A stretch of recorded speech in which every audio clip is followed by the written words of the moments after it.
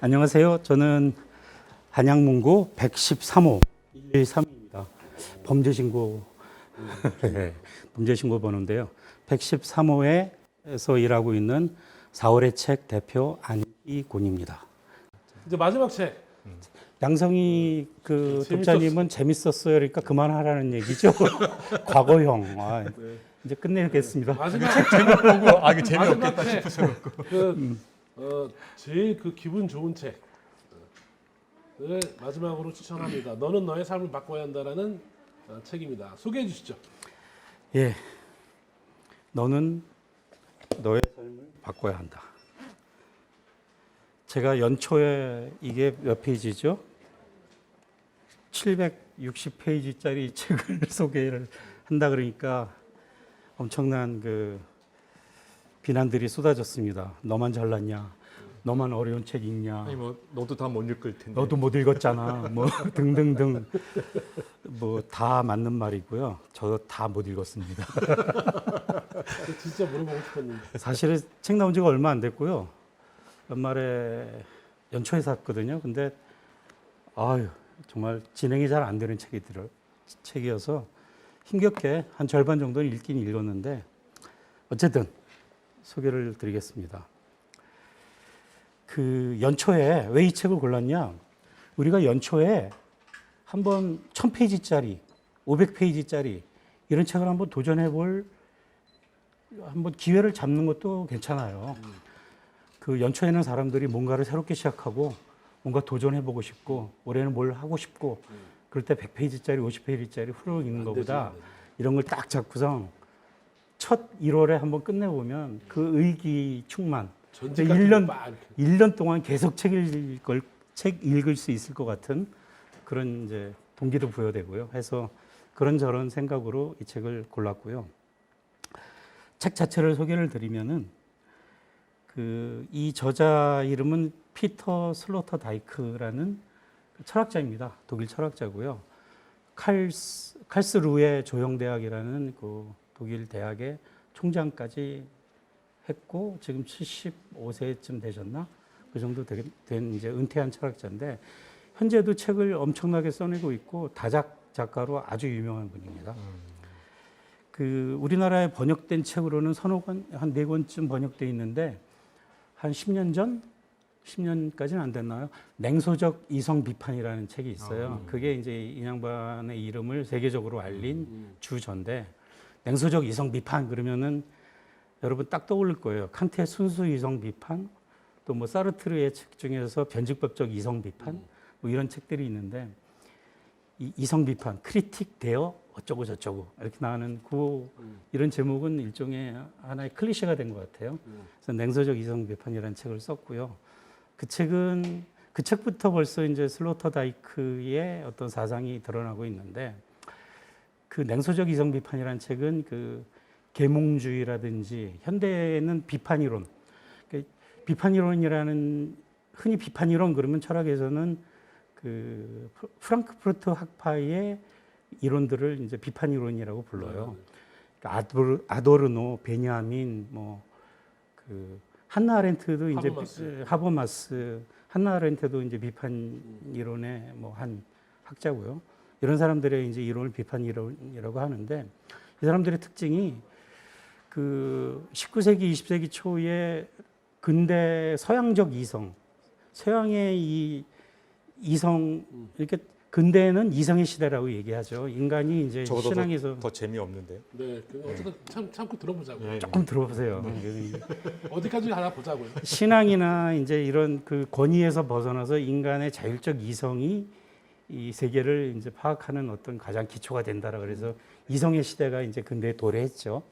근데 이게 이제 19세기, 20세기로 오면서 도구적 이성이라는 말을 쓰는데 이성이 하나의 도구적인 방식으로 사용돼서 어떤 지배와 폭력과 히틀러 같은 사람이 출현하게 되는 그런 계기로 작용을 했다라는 거죠. 왜냐하면 이 과학적 이성, 도구적인 이성, 인간의 어떤 그 합리적이고 논리적인 이런 것들이 세계와 자연과 심지어는 다른 인간까지 지배하는 어떤 도구적 기능을 하게 됐다라는 거예요. 그래서 20세기 들어오면은 이성에 대해서 가령 포스트 모더니즘, 뭐 푸코, 뭐 모든 사람들이 이성에 대해서 다 비판을 해요. 그래서 해체주의란 말도 이제 해체주의라는 게 여러 가지 의미를 갖고 있지만 일차적인 목표가 인간의 가장 탁월한 능력이라고 봤던 이성을 해체한다라는 게 해체주의의 주된 목표인데 비판 이론은 이성을 도구적 이성이라고 해서 비판하면서도 그래도 사회를 제대로 이끌어 나갈 수 있는 거는 이성밖에 없다. 그래서 다시 계몽적인 그 엔라이튼먼트, 다시 계몽적인 이성으로 돌아가는 것을 그래서 비판적 이성을 얘기를 합니다. 도구적 이성에 반대되는 의미에서 비판적 이성을 얘기하는데 그게 이제 프랑크푸르트 학파의 가장 기본에 깔려 있는 주장인데 이 슬로터다이크는 그 계몽적인 이성 또 비판 이론의 비판적 이성까지 다 비판을 해요. 그래서 왜 그러냐? 그런 식의 이성이 결국은 계몽적 이성이 이뤄놓은 게 하나도 없다. 재밌으시는데요? 1960년대 말에 학생운동회라든지 이런 것들의 기반이 됐던 것들이 바로 그런 비판적 이성이었는데 다 망가지고 다 끝났다. 그래서 냉소적 이성 비판. 이성이 결국은 이성이 한이라는 게 세계를 냉소하고 무기력하게 만들었다는 거예요. 그래서 냉소적 이성, 비판 이성이 아니라 솔직히 말해서 냉소적 이성이다. 냉소화된 이성이다. 그래서 냉소적 이성 비판이라는 제목을 붙였죠. 벌써 이렇게 얘기해주면 이 책은 들어가기도 전에 제 시간을 다 써버렸는데 빨리 얘기를 하겠습니다. 이 책의 제목을 또 얘기를 해야 되는데 너는 너의 삶을 바꿔야 한다. 이 책 제목을 보자마자 사람들은 다 자기계발서 아니냐라고 생각을 하더라고요. 근데 원제인가요? 예? 원제죠. 네. Du musst dein Leben 이럴 줄 ändern. 겸손하지가 않아. 아무튼 독일어를 해봤습니다. 이 책 제목은 릴케의 고대 아폴로의 토르소라는 시에서 나온 제목입니다. 그 시를 쭉 보시면은 책에도 이제 소개가 되고 있는데요. 쭉 보시면은 토르소는 아시죠? 머리 없고 팔다리 없고 다리까지 없고 몸통만 있는. 그래서 이 책을 가만히 보시면 요 까만 게 처음에 뭔가 할 거예요. 이게 토르소예요. 그러네. 토르소를 그대로 쓴 건데 이 시는 그 릴케 이 시는 고대 아폴로의 토르소를 가지고 여러 가지 이야기들을 풀어내다가 맨 마지막에 너는 너의 삶을 바꿔야 한다라는 말로 끝내는데 이 말이 토르소를 감상하는 사람한테 하는 말이에요. 릴케 시엔에서는 보면 그렇거든요. 뭐냐면 감상자가 이 토르소를 보면서 다리도 없고 머리도 없고 없지만 그 남아있는 근육의 울퉁불퉁한 고대적인 어떤 조형적인 완벽함 이런 것들을 통해서 아폴로라는 상의 전체를 상상합니다. 이게 뭐냐면 완전성이라는 건데 완전한 하나의 인간의 전형을 상상을 하는데 그렇게 상상을 하면서 존재하지 않는 머리와 팔다리가 다 상상 속에서 원형을 이루어서 심지어는 아폴로가 나를 바라보고 있는 형형한 눈빛으로 나의 폐부를 꿰뚫고 있는 듯한 그런 느낌을 감상자가 갖는 거죠. 그러면서 스스로가 겁을 먹는 거죠. 질리는 거죠. 그러니까 아폴로가 나한테 명령을 하는 겁니다. 아폴로 토르소가 너는 너의 삶을 바꿔야 된다. 그러니까 이게 왔다 갔다 하는 건데 사실 그 완전성을 상상한 것은 내가 한 거죠. 토르소 자체가 한 게 아니잖아요. 그러면 인간에게서 사실 이 개인이지만 내에게서 이미 하나의 완전성의 꿈, 완전성의 이상이라는 게 내게서 생성이 돼서 토르소를 통해서 나한테 부르짖는 겁니다. 너는 너의 삶을 바꿔야 된다. 완전하게 나 토르소처럼 이 불완전한 상태에서 벗어나서 완전성에 도달하라 라고 명령을 하는 거예요. 그런 의미에서는 현대적인 자기개발의 의미하고도 통하긴 통해요. 안 통하는 건 아닙니다. 그런 의미에서 너는 너의 삶을 바꿔야 한다라고 제목이 붙었는데 왜 이런 말이 나오냐면은 이 책은 정확하게 철학적 인간학이라는 분야에 속하는 책이라고 얘기할 수 있어요. 철학적 인간학이라는 게 우리가 흔히 얘기하면 인류학, 앤트로폴로지가 그 영미권에서는 서양에서는 똑같이 인간학이라고도 번역되고 인류학이라고도 번역이 돼요. 근데 철학적 인간학은 뭐냐면 인류학이 이제 뭐 한 18세기쯤에 탄생했다면은 인류학은 크게 이제 자연 인류학, 그러니까 생물학적 인간을 탐구하는 자연 인류학이 있고 문화, 인간의 문화와 인간이 이루어놓은 사회라든지 뭐 문화적인 체계 이런 걸 통해서 인간을 규명하는 게 문화 인류학이죠. 사회적 인류학이라고 얘기할 수 있죠.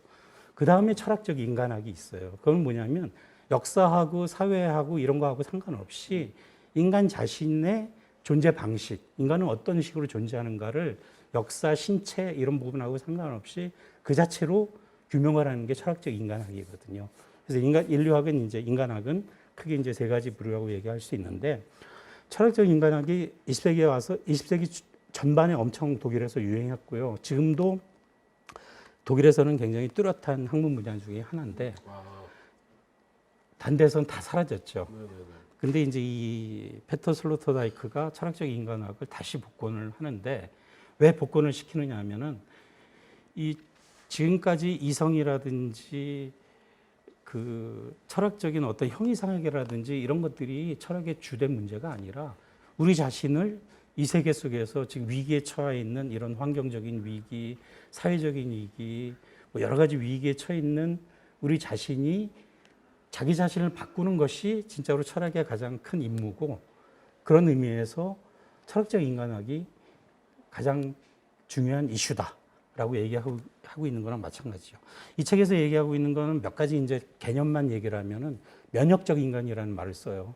책 자체가 전체적으로 굉장히 이상해요. 낯설고 철학에서 다루지 않는 얘기들이 너무너무 많이 나와요. 그래서 이제 읽다 보면은 뭐 너무나 많은 기초 교양을 필요로 하게 되는데 찬찬히 읽다 보면은 뭐 다 어느 정도는 이해가 가는. 반밖에 못 이기셨다며요. 그래서 반밖에 못 읽은 거죠. 너무 먼저 공부해야 될 게 너무 많아서 찾아보다 보니까 반밖에 못 읽었는데 이제 면역이라는 걸 가지고 인간을 규명을 하는데 인간은 처음부터 면역체로서 존재한다. 인간이 문화를 이루고 인간이 현재까지 이렇게 살아가는 방법은 세 가지다. 첫째는 자연 면역, 그러니까 낯선 것, 병균 이런 것부터 인간은 늘 그러니까 환경은 항상 위험한 것, 나를 침해하는 것으로 존재하기 때문에 그것에 방어하고 그것으로부터 나를 지키는 방식으로 인간은 그 인간이라는 존재를 만들어 왔다라는 거예요. 그 차원이 세 차원인데 첫째는 자연 면역, 그러니까 생물 병균이라든지 자연으로부터의 면역. 두 번째는 사회적 면역. 이민족의 침입, 낯선 어떤 뭐 사회적 관계에서 타인으로부터의 침해, 뭐 여러 가지가 있잖아요. 그거는 사회 관계, 제도, 법률 이런 걸 통해서 면역 체계를 구축해 왔다. 그러니까 사회, 제도, 국가, 법률 이런 것도 다 면역의 한 방식이라는 거예요. 인간이 발명한 면역의 방식이라는 거예요. 세 번째는 문화적이고 정신적인 면역이라는 게 있다. 그건 뭐냐면 철학 같은 것, 학문 같은 게 이제 철학적이고 정신적인 면역인데 이 낯설고 환상, 뭐 기이한 어떤 것들, 뭐 그런 것들로부터 인간의 어떤 정신적 통일성이라든지 자기 정체성을 지키는 것도 일종의 정신적 면역이거든요. 예를 들면 뭐 죽음에 대한 공포를 그렇죠. 극복하기 위해서 뭐 종교를 만들어낸다든지. 예, 딱 맞습니다. 그래서 종교를 이 정신적 면역 체계의 최고 그 형태로, 최고 형식으로 보죠. 근데 지금까지의 종교는 제도적인 종교, 실정 종교라고 얘기를 하는데 포지티브한 종교라고 그러는데 종교의 가장 핵심은 자기 수행에 있었다. 자기 수행이라는 건 아까 릴케 시를 얘기하듯이 완벽함이라는 이상을 도달하기 위한 끊임없는 수련과 자기 성찰과 그런 자기 변화, 자기 변혁이라는 게 종교의 가장 큰 기능이었고 그런 심성, 그런 태도 자체를 종교라고 부를 수 있는데 지금은 제도와 교리와 그러니까 아까 얘기한 사회적 면역으로서의 종교가 추락을 해버린 거죠. 정신적 면역 체계로서의 종교가 아니라 그러니까 나누고 가르고 타자로부터 방어를 하고 하는 식의 교리 체계, 이단, 제도, 성직자, 교회라는 유형적인 교회 이런 것들을 종교라고 착각을 하는데 그것은 종교가 아니고 종교의 아주 극히 일부고 실제 가장 종교의 정수는 자기 수행, 자기 수련에 있다. 근데 그 자기 수행, 자기 수련에서 보자면은 중국의 도교라든지 불교라든지 뭐 초기 기독교라든지 이런 것들이 모두 다 같은 차원에서 종교라고 볼 수 있고 네. 그것은 종교를 갖고 있든 안 갖고 있든 상관없이 우리가 인간이 갖고 있는 기본적인 면역 체계의 한 방법이다라고 얘기를 하고 있는 거죠. 시간이 다 됐어요. 이런 얘기를 음. 니체, 하이데거 또 별별 사람이 뭐 불구자 장애인 고개사 이런 사람까지 등장합니다. 쿠베르탱 남작 올림픽을 만든 근대 올림픽을 만든 이런 사람들을 통해서 그 역사를 쭉 꿰뚫고 있는데 굉장히 기이하고 낯설면서도 뭐라 그럴까요? 인스피레이션이 엄청나게 많은 책이에요. 네, 읽다 그렇죠. 보면은 뭐 별별 생각이 다 드는데요. 별별 생각이 다 들더라고 진짜. 예. 정말 어렵습니다. 왜 싶기도 하고. 어려운데 도전할 만한 그런 책이라고 얘기할 수 있고요. 저는 얘기 들어보니까 네. 저 이렇게 뭐 출판사 보도자료 보면 사봤을 것 같은데 안 대표가 얘기하는 거 들어보니까 안 보는 게 낫겠어요. 저거는 되게 좋은 소개예요. 네네. 내가 읽어야 할 책인지 안 읽어야 할 책을 구분해 주잖아요. 이건 안 읽어요. 왜냐면 저 책을 읽는 동안 내가 읽어야 할 책, 굉장히 중요한 책 3권을 읽을 수 있을 거예요. 나 같은 사람은 안 읽는 게. 아니 근데 제가 보기에는 물론 이제 그 책이 좀 벽돌책이기도 하고 도전할 만한 책이기도 한데 뭐 그런 저러한 이유 때문이기도 하지만 단순히 분량 때문에 책을 추천하신 게 아니라고 한다면 그렇죠. 이 책을 강력하게 강력은 아니지만 어쨌든 추천하게 되는 가장 근원적인 이유. 그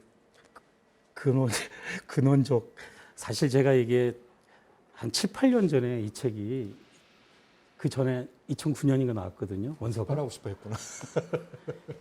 2013년쯤인가 이 책을 개혁을 하려고 개혁을 하고 싶어서 이 책을 열심히 들여다봤는데 우리나라에서 번역 불가능. 네네. 번역할 사람이 없는 책이에요.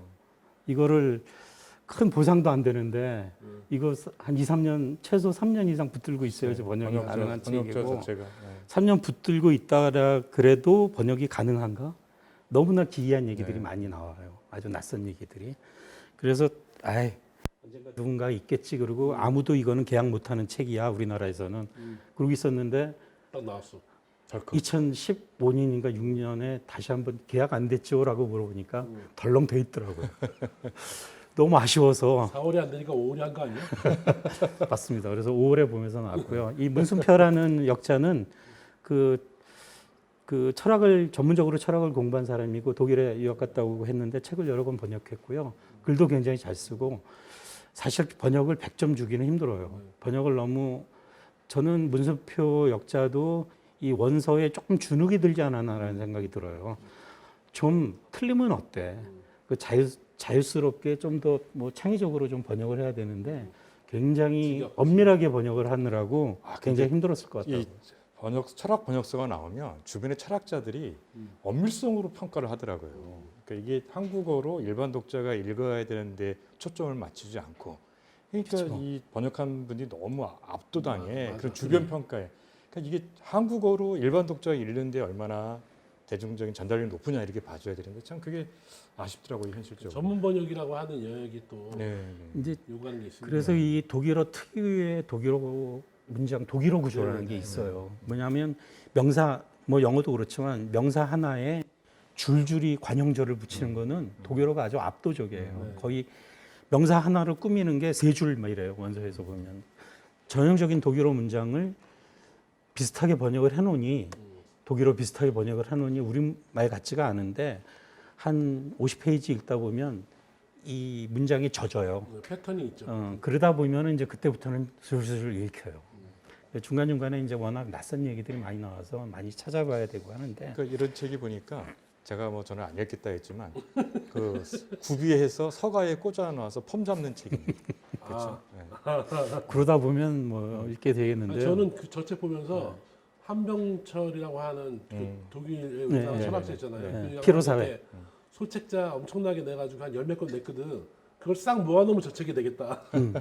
근데 이 책 읽으면은 한병철 선생 책이 떠올라요. 왜냐하면 그러니까. 비슷한 접근이 있는데 한병철 선생을 뭐 철학적 인간학이라고 얘기할 수는 없지만은 그 철학적 인간학의 접근이 있거든요. 그러니까 이 사회 안에서의 어떤 인간의 존재 방식을 현대적인 존재 방식, 그러니까 피로, 뭐 시간의 한계라는 책도 있고 여러 가지로 가지고 규정을 하잖아요. 근데 실제 주장은 한병철 씨하고 이 슬로터다이크는 정반대라고 볼 수 있어요. 뭐냐면 한병철은 그 자기 개발이 그 강요된 자기 개발로 보잖아요. 피에로 사회라는 말 자체가 스스로가 자기 착취라고 보잖아요.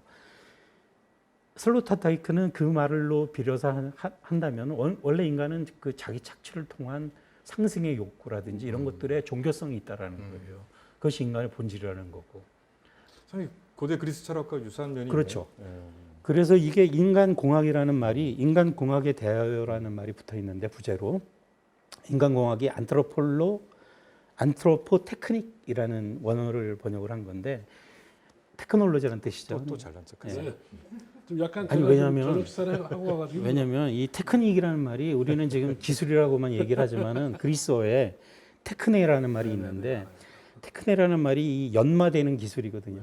그러니까 끊임없이 수련. 연마해서 도달하는 숙련을 이제 테크네라 그러는데 그것을 기술적인 도구적인 측면이 아니라 정신적이고 어떤 태도적인 측면에서의 숙련이라는 게 있거든요. 그래서 종교에서 수련 빼면은 어느 종교나 불교나 어디서도 수련과 수행을 빼면은 종교의 실제적인 어떤 한 부분이 허물어져 버리거든요. 근본적인 게 허물어졌네. 예, 그런 의미에서의 종교적인 수행이기도 하고 테크네라는 말이 어떤 삶의 어떤 아주 고도로 연마된 삶의 기술 같은 걸 얘기를 하고 있거든요. 근데 그 삶의 기술이 금욕적인 거예요. 맞아. 금욕, 절제. 뭐 예, 금욕과 절제와 현대의 생태 위기에 맞는 인간의 자기 연마, 행복을 찾고, 그러니까 스토아주의라고 그러죠. 금욕주의. 쾌락이라는 게 오히려 금욕에서 어떤 아주 평온한 어떤 평정 상태를 유지하고 이런 데서 이제 쾌락이 오는데 너를 굶어 봤어? 뭐 이런 거지. 뭐 그런 식의 자기 절제와 자기 연마를 통한 어떤 지고한 상태로 도달하는 게 인간에게 가능하고 바로 그런 가능성을 찾아라라고 얘기하는 게 너는 너의 삶을 바꿔야 한다라는 말이라는 거죠. 이 책은 처음부터 끝까지 쭉 읽어나가기에는 굉장히 지치고 힘든 책이긴 하지만 그 읽다 보면 굉장히 그 소소한 쾌락이 있어요. 내가 이걸 읽고 있구나라는 쾌락도 있어요. 만만치 않은 책을 내가 이 책을 읽고 있구나. 그다음에 영감도 떠오르고. 그러니까 다음 달에 우리 방송할 때 다 읽고 난 소감만 한번.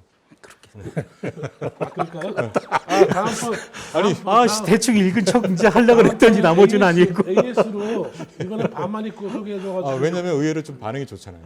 예, 또 이렇게 두꺼운 책, 이렇게 철학적인 책, 또 이렇게 쪽수 있는 책 좋아하시거든요. 그런 독자들이 계시니까. 하나만 더 덧붙일게요. 그래서 덧붙이지 마시고. 그래 이제. 그래서 이제 그 다 읽고 얘기해. 면역학적 인간을 얘기를 하는데 마지막으로 공면역이라는 말을 해요. 그러니까 이게 자칫하면 엘리트주의, 개인의 어떤 빼어남, 탁월성에 도달하는 그것은 뭐 엘리트들이라든지 뭐 말 그대로 아까 이 능력주의에 기반해서 타고난 사람들이 가능하고 이렇게 되는 거 아니냐라는 말에 그런 반론에 대해서 미리 얘기를 하기를 현재 필요한 거는 인간 개인뿐만이 아니라 공면역이다. 그러니까 환경 위기에 대해서 모두가 절제하고 서로의 어떤 사회 자체가 면역적 기능을 하는 방식에 면역은 자기 면역이에요. 그러니까 타자에 대한 면역이 아니라 이런 위기에 대한 면역적 태도를 갖는 것. 그것은 상호적이어야 된다는 얘기까지 나가죠. 그래서 공면역인데 코임뮤놀로지라고 얘기를 하는데 시작했다. 잠깐만요. 코임뮤 그러면은 코임뮤 나갑시다 그러면은 우리가. 이 저항을 꿰뚫고 코임뮤 그러면 큰면이 하시는 되거든요. 분이 좀 올려주세요. 그만 좀 해. 이렇게. 하여튼 뭐 코임뮤 그러면 콤뮌이 돼서 공산주의 사상하고도 어떤 이렇게 의미에서 통하는 썰어가고 얘기해 주시고. 이상희님 그렇습니다. 좀 얘기 좀 해줘요. 이제 그만하겠습니다. 그런데 지금 말씀 듣다 보니까 이게 책 얘기하는 게 되게 좋은데 이게 아주 특별한 구체적인 책을 얘기해 주면서 절제 얘기가 나오잖아요. 네네. 그런데 제가 최근에 읽는 책에도 절제 얘기가 많이 나오더라고요. 그러니까 사실 우리가 인류 사회가 어쨌든 이런 거는 우리가 지금 이 코로나 팬데믹을 생각하지 않고 쓴 책이잖아요, 그렇죠? 그런데 인류 사회가 그런 어떤 무한 성장을 하면서 어떤 부작용을 겪으면서 많은 철학적 담론들이 그래서 이제 뭘까 육아 사상이라든지 고대 철학을 얘기하면서 절제나 중용의 가치를 얘기 많이 하더라고요. 그런 측면에서 우리가 이렇게 책 얘기하면서도 어떤 키워드가 잡히는 거지. 우연찮게 충돌하는 두 책들을 지켜보면 우리한테 필요한 것은 무한 성장, 무한 소비, 무한 생산 이런 것에 대한 우리 또 무한한 욕망 이런 것들을 적절하게 제어할 수 있는 장치. 사실 또 그게 인문적인 또 힘이기도 할 텐데 또 오늘도 되게 좋은 말씀 들은 것 같아요. 절제나 중용의 가치를 한번 우리가 고민해보고 그런 걸 다룬 책을 또 우리 찾아 읽어보면 되겠죠. 예. 최근에 제가 관심 있게 그 수업하느라고 읽으려는 책이 스타니파타인데 그 스타니파타 정신하고 유사하더라고요. 네. 그래서 야 이게 그 현대적 지혜나 고대적 지혜나 맥락이 있구나 그런 생각 들고 우리 어떻게 살아야 되나.